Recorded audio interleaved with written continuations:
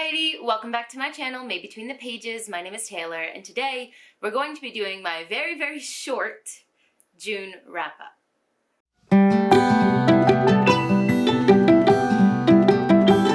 Now, if you go back and watch my June TBR, you'll notice that I had very high hopes. I had a lot of books that I really wanted to get to, and I was excited for every single one of them. But I did mention also at the end of that TBR that it seemed a bit ridiculous to have this many books when it was the same month that I had a big Japanese test. And that prediction at the end of that TBR proved to be correct. So in the first part of the month, I did read the 3 books that I'm going to be talking about here, and I did start others, but in the second half of the month, all of my free time shifted to studying, so I wasn't reading at all. So I only have 3 completed books for you this month, but I will talk about some of the ones that I was in the middle of that I had started, and give you my thoughts on where I am so far. Now, for those of you who regularly watch my content, you may be aware that I am a SPFBO judge this year for the Before We Go blog run by Beth Tabler. So, I'm not going to talk too much about this first book because it was part of that competition, but we do get our original group of books that we all split between ourselves, and we'll ask other people to read books and confirm which books are going to make the cut and which won't for the first round. And I read The Killer and the Dead as part of one of the books that I was reading. I did post a review already of this over on Before We Go blog under the SPFBO 8 tab, so you can go check it out there or on my Goodreads, but this was a cut from me. However, I'm not going to be star rating it as it's part of the SPFBO competition, and I do think that there were a lot of positives in this book that may work for other people. So if you check out some of my reviews or the brief summary I'm about to give you here sounds interesting to you, I would suggest you check it out because, like I said, there were a lot of really good points to the story. Basically, we enter the story where our main character has been captured by someone, we don't know who, and he's being forced to relive his life or tell the story of his life in detail that he would not choose to do otherwise. And the main character's perspective is really interesting because he's basically a serial killer that grew up in the slums, the worst slums you can possibly imagine, on the outskirts of a big city. This story also features the living, the walking dead, so it really has those vibes to it as well. It's very brutal, so just be aware of that when you pick it up. There will be lots of on-page violence, but for a lot of people who are used to grimdark fantasy, this won't, be much of a shock. There's also sprinklings of magic and political intrigue as well. So if you want to know more, like I said, please go check out Before We Go blog or Goodreads to check it out for yourself. The next book is the last in a series that I've been talking about for the last half of the year, and that is the 5th book. I always think there's 6. The 5th book, apologies, in the Memoirs of Lady Trent series, Within the Sanctuary of Wings. Now, I've mentioned many times how much of a pleasant surprise this series was for me, and how thus far all of the books have been 5 stars, and I was really hoping that this series could bring it home. And I'm happy to say that it did.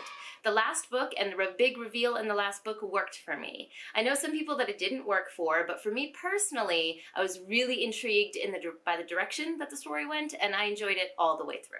In the Memoirs of Lady Trent series, we follow Lady Trent as she's reading her memoirs. Surprise, surprise. So basically, she is an old woman now and has written down the story of her life, and it's her telling us that story. And in the first book, we follow her as a very young woman or a young girl who has a very intense and focused interest in the study of dragons. But in her world, that is frowned upon for women, and it's not something she's supposed to be interested in. So in the first book, we follow her as she kind of wedges her way into the world of science, and it really goes from there. Each book gets more complex and weaves a lot of different themes together, but they do have a formulaic aspect to them with the progression of the story. So we're going to start with Lady Trent, in her daily life, going on a new adventure, the results of said adventure. But even though that story structure is formulaic throughout, the plots are really, really interesting and go places you wouldn't expect. But because of that familiarity and the plot structure, I found these books so cozy. And if you read the first book and really enjoy Lady Trent's narrative voice, I really think this series could be for you. While this series was a 5-star read for me, and I'll definitely be purchasing the books to be able to, reread them in the future whenever I want a cozy feel. It might not be for everyone because it has Victorian feels to it. The writing feels kind of Jane Austen-esque. It's very accessible, but it has that vibe to it. And while there are the promised dragons in this series, they're not what you would imagine as a fantasy dragon, you know, a giant magical beast that maybe has a rider. Definitely not like that. They are creatures in this world that are to be studied, you know, via science, just like any creature in our world nowadays. So, you know, just go in with those expectations. But like I said, if you like the vibes and the narration of the first book, then I think you'll really enjoy the rest of the series.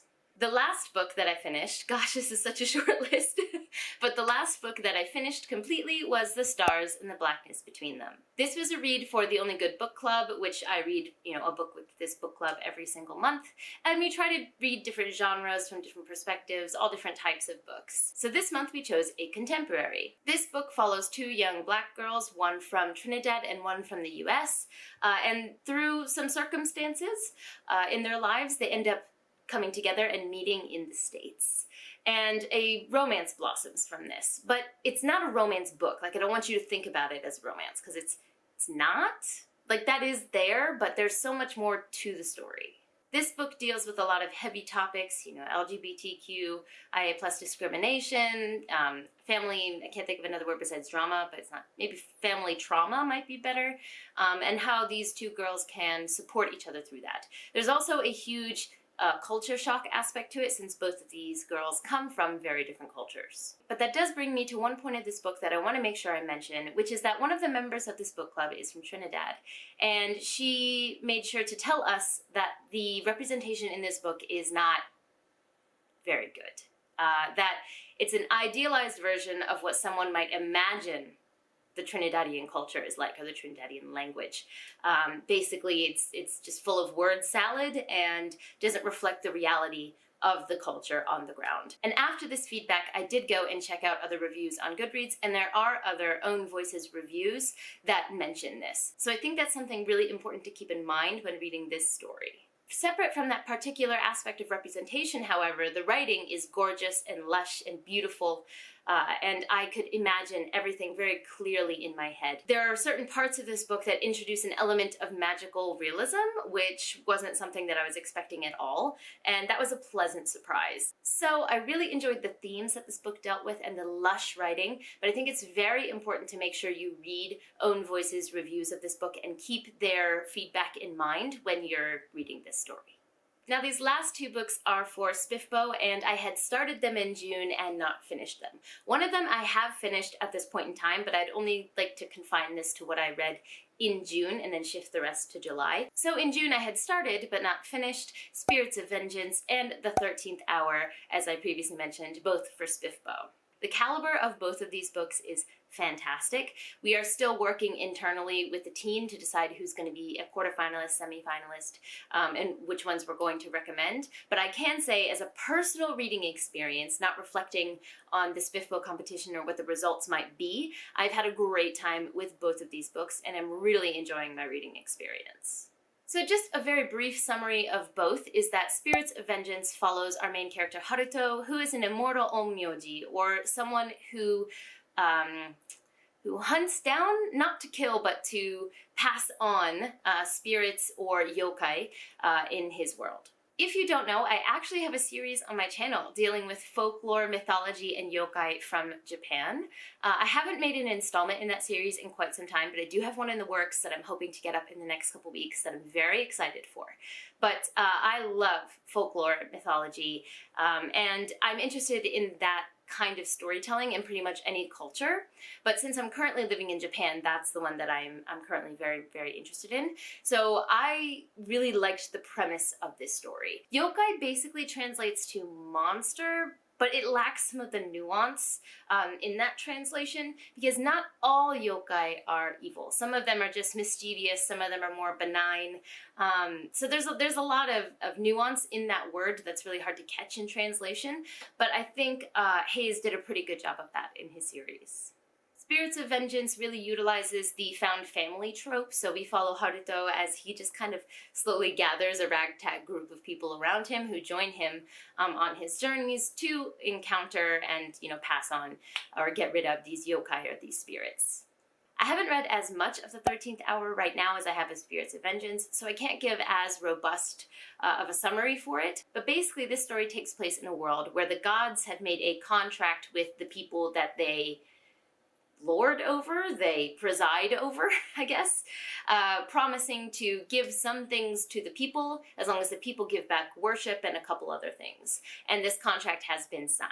Now, in order to keep the covenant or the contract, there are a lot of strict rules that have been put in place in a very stratified society, very caste-based society. Thus far, our two main characters seem to be from one of the lower castes, and they do maybe some things that aren't quite legal to kind of go against the system. There's a lot of different groups or types of people in this world, and each group seems to be associated with a certain type of magic. So our two main characters from the lower caste have magic associated with them, but it's not super clear at the moment what that is.